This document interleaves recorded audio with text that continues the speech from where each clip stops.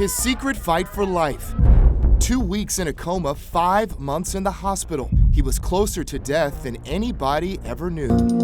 Matthew is opening up in a new cover story and his new memoir about his vicious 3-decade battle with alcohol and drugs. I absolutely can't wait to share this book with you. It's really personal and I poured my whole heart into it. He's talking all about friends, lovers, and the big terrible thing in people, where he gets candid about the 2018 incident where his colon burst from opioid overuse. His fight with addiction was deep underway when he was banking $1 million an episode for Friends. Ooh, this is a Dear Diary moment. Matthew was catapulted into superstardom when he landed the role of Chandler at just 24. I'm not playing one-on-one strip poker with you for practice.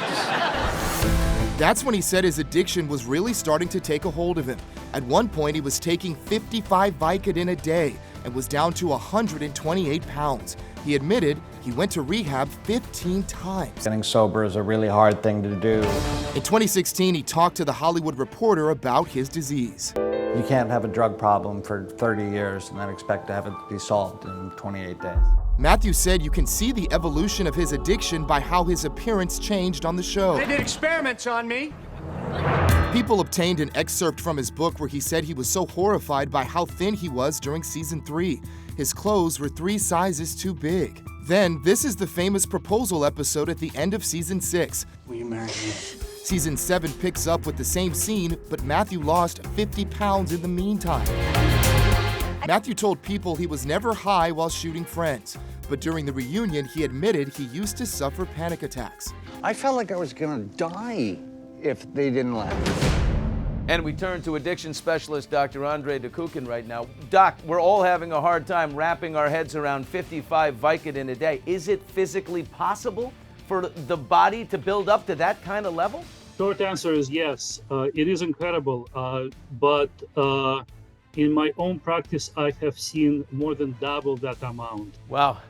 Can you briefly explain the severity of the addictive ingredients in opioids like Vicodin? Well, the common molecule is a synthetic opioid called hydrocodone, which is a synthetic opioid which has been manufactured in a lab to mimic the effects of morphine. But when you start ingesting that substance from an outside source, the whole math of these receptors in our brain and central nervous system completely changes. 55 pills a day, obviously the addiction is the dependence, I should say, is severe. So it is a very, very serious situation. Thank you so much, Doc. I appreciate your time. You're very welcome. And my congratulations to Mr. Perry for overcoming this addiction and coming to all of us and telling us about it. Agreed on that point, and that's where we'll end. Thank you, Doctor. Appreciate it.